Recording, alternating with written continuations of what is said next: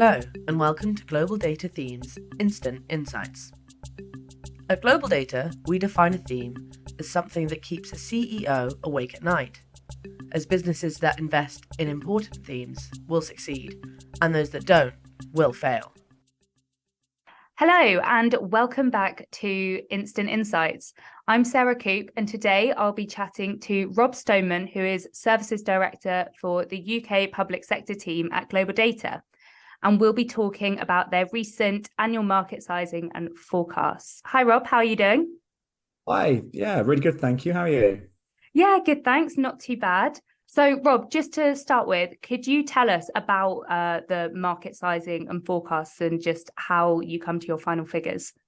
Yeah, sure. So basically, this is one of the key data sets that we have on the UK public sector side.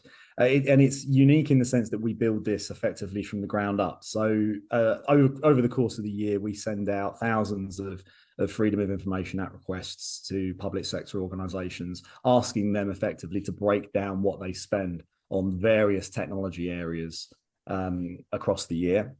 We gather that information and then we use that with historic information because unfortunately you don't always get information back from everybody, despite the fact they're meant to send it back.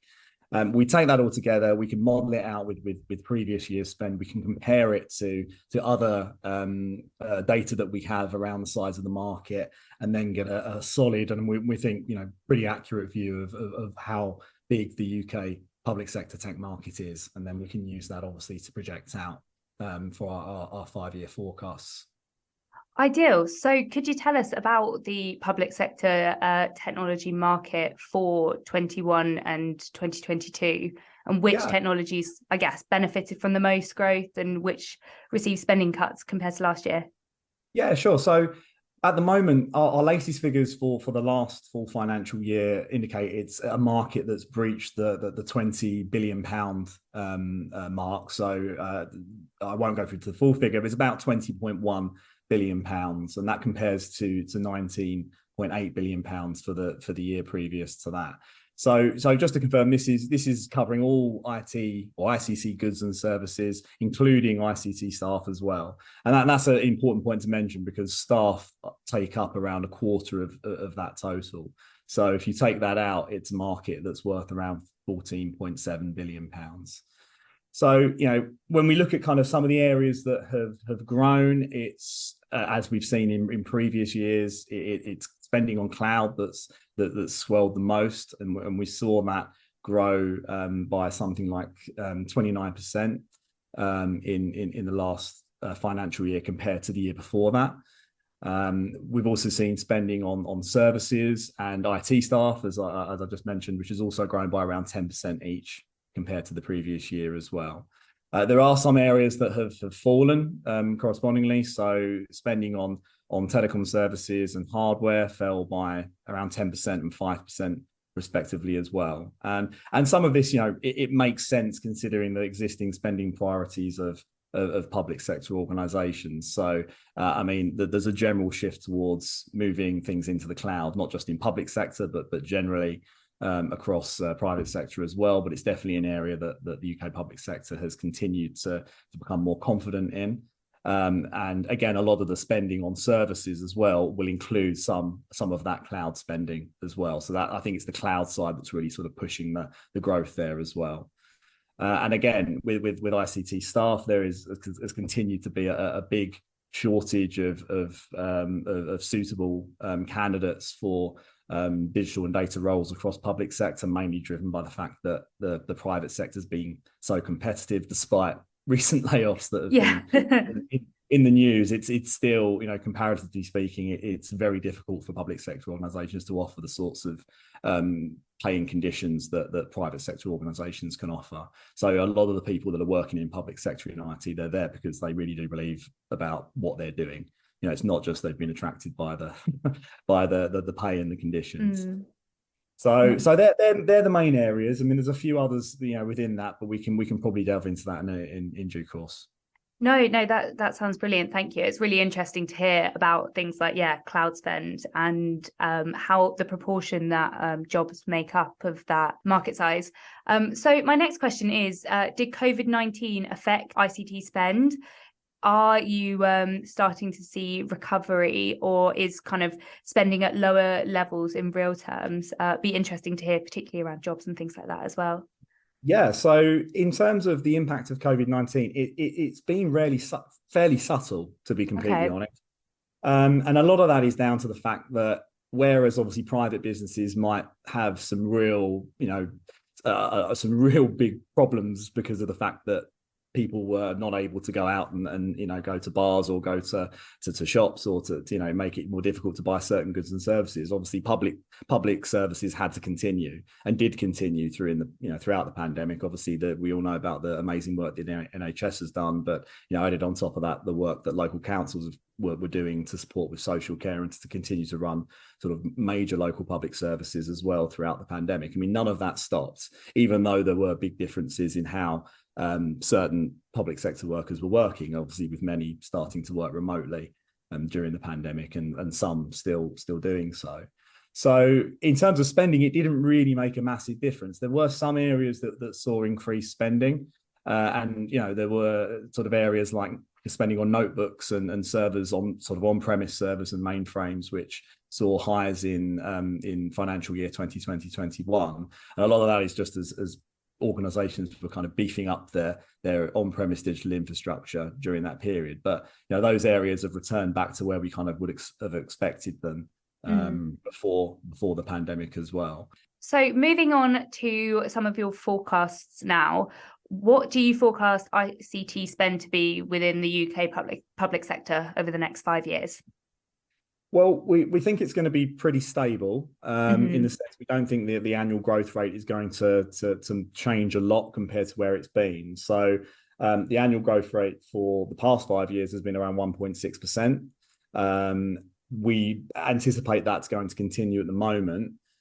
We do know that obviously with a 5-year forecast that looking forward that will bring into the play the change or potential change of government in the end of or sometime in 2024, early 2025. So that's a massive spanner in the works for anyone looking to do a forecast, because we could end up with the first change in, at least politically, the first change in government since 2010. If you're including the coalition government as being kind of sort of conservative dominated.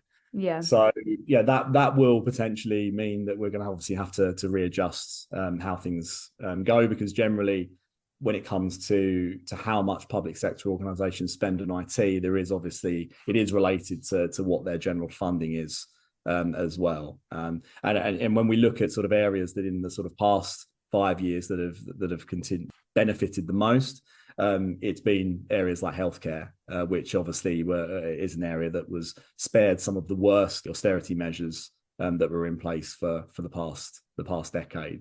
Yeah, and I guess that's relative to other parts of the public sector that haven't received the same level of growth, and how healthcare is the only major market to actually see real-term growth in tech in this period, according to the figures in GlobalData's latest revenue and forecast report. How do you think this will work going forward? What do you think is going to happen? How that sort of plays out looking forward, it will depend a lot on what the funding arrangements are when we get to that new government, whether it's Labour or whether it's Conservative. Can I ask, in terms of so growth at, was it 1 It's 1.6% in the past 5 years, and that we've got that as our forecast growth rate moving forward, which effectively means the market is, I mean, that's in cash terms, so the market is effectively flat. Yeah.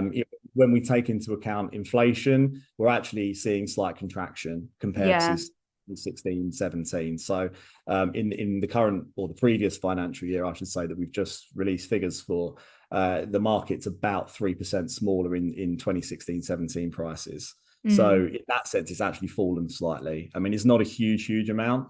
And again, with some of the gains of the autumn spending review pointing in the direction that public services will get more money in the next couple of years. That could some of that could be reversed, but then obviously you've got to then take into account the impact of inflation and the current cost of living crisis driven by the war in Ukraine. So that's eaten into some of those gains as well. So hence why at the moment we don't think things are going to change particularly for the foreseeable future. But then obviously bear in mind that we do have a potential change of government coming down the line as well, and that will inevitably affect what happens.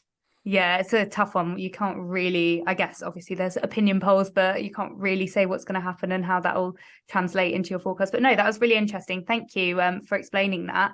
And so my next question is again on that kind of forecasting what's going to happen in the next 5 years. So which technology areas will receive the most growth? Things like, I guess, do you expect cloud and IT staff to continue to receive more growth? Yeah, well, I mean, we can say, pretty certainly that cloud is going to continue to be the big growth area for the coming years. And, to the point that, I was looking back at our previous year's numbers, and I think we actually slightly underestimated how much we thought it was going to grow in this year alone. And we had it coming in slightly smaller compared to this year. And so it just really does go to show how much investment there is continuing to be in that area, obviously being driven mainly by software as a service, although all of the areas across the sort of infrastructure and platform as well is certainly growing. So we're going to see similar trends with cloud, and it's expected to grow. Are there any other areas that you expect to grow over the next 5 years? There's going to continue to be investment in areas like cybersecurity, particularly around security software. So as a line, we've got that growing at a rate of around 15% per year at the moment. So at least in the last year, I should say, compared to 2020-21, it was growing around 10% in the each year over the past 5 years. And you mentioned staff, and yeah, we do expect IT staff to continue to be a growth area. And a lot of this is mainly down to the fact that historically, a lot of public sector organizations, when you go back sort of 20-25 years, they used to outsource quite a lot of their IT and business processes. You do still have a lot of outsourcing across public sector, but one of the big trends we've seen, particularly in the past sort of 7-8 years over the last decade, has been a lot of those big agreements have been broken up. Some have been areas of that have been brought back in house.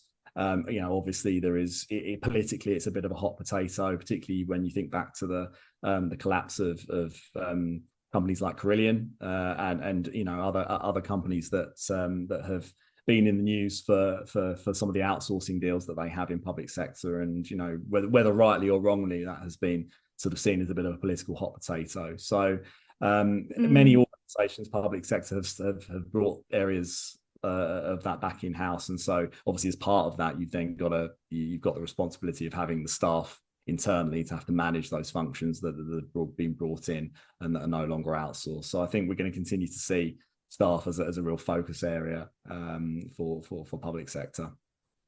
Brilliant. Well, thank you very much, Rob, for those instant insights. Thank you, everyone, for listening. And from us in the Thematic Intelligence team, see you next time.